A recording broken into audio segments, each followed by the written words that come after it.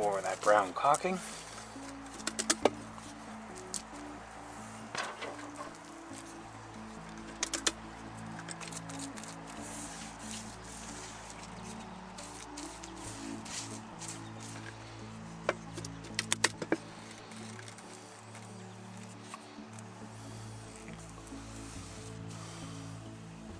And not getting paint on the brick is very simple. You just let the edge of the brush do its own thing, finding its own groove as it comes down. You don't have to concentrate on not hitting the brick. The brush does it for you. Same thing with the glass. It finds its own groove. Turn the brush around, go up, and fill in the rest of the piece. Fill in the piece. Fill this underside piece here. Put the brush in the corner and draw it down.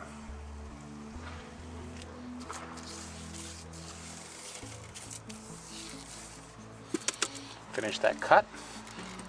Put the brush in the corner and draw it up.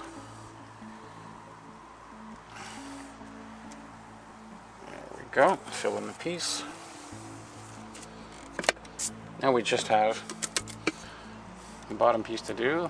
Put the brush in the corner, draw it across, fill it in. Now the sill.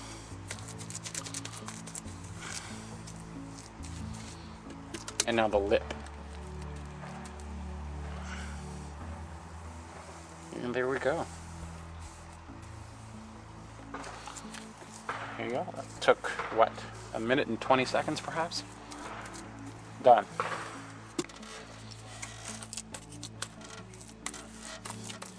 This is excellent paint. Look at that. It's latex, but it covers as well or better than an oil. It's also $53 a gallon. I don't use cheap paint. This is the most expensive paint you can buy. It's $53 a gallon, my price, contractor price. Retail price is probably $65 a gallon. That's about as much money as you could ever pay for an exterior gallon of paint.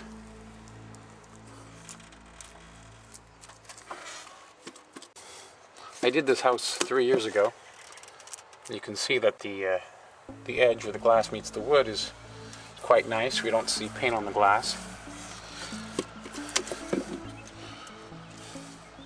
So I want to keep it that way.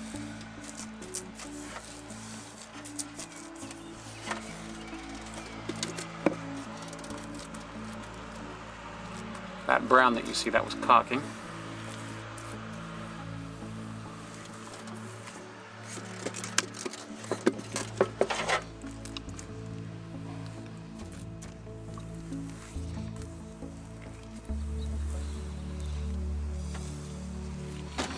And there's nothing to it.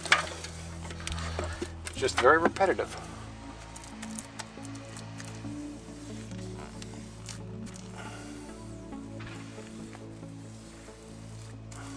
This brush I'm using is 3 inches in diameter. So we can do a lot of painting with one stroke. You may find that when you're starting off, 3-inch brush like this may be a little bit big for you. It may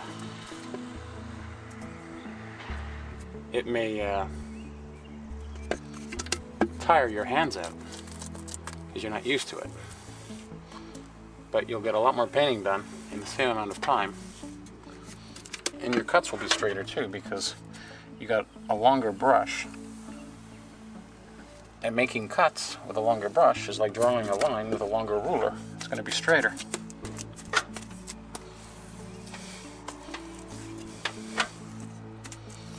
Sometimes even my hand gets a little bit fatigued.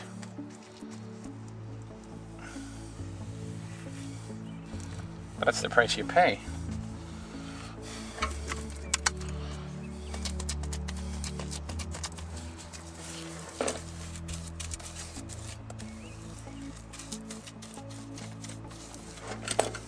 So we've done the top, we've done both sides, left and right. We just have to do the lip on the bottom.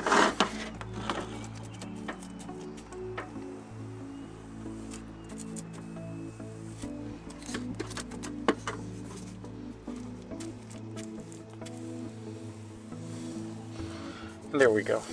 Done. This here is a patio door frame. I just want to wipe off any dirt that might be there.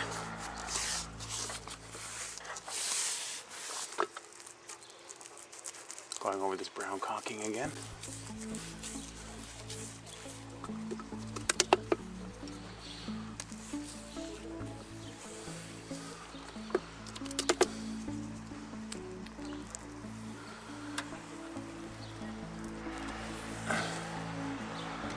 I try to do half of it with one ladder position. So I go right to the middle. Only have to move the ladder once. You see how fast I did that cut? It's all that's required.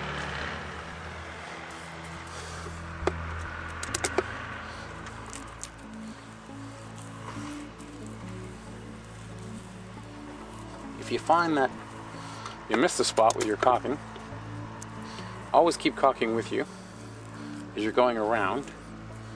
That latex caulking, fast drying, fast skinning, paintable of course, it's latex.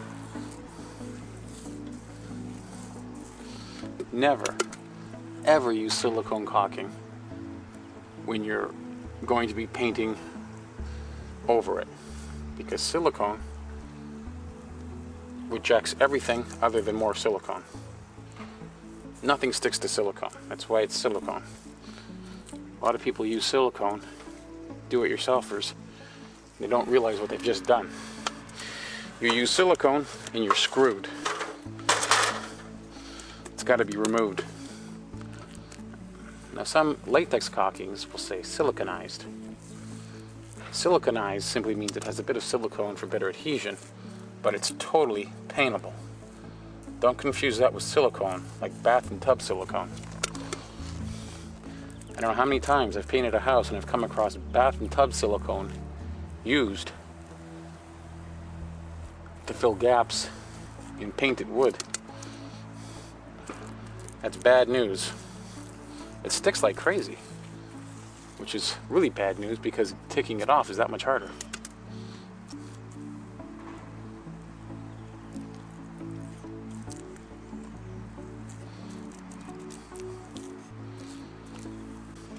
We have a little crack right here, so we'll take out the silicone, siliconized caulking. Now you got me thinking silicone. Siliconized caulking, we'll fill that, and that crack is gone. It's a very methodical process to paint a house. Painting a window, there's a certain procedure you go through, and you just keep repeating it over and over again. It's not rocket science, or as one man said, it's not rocket surgery.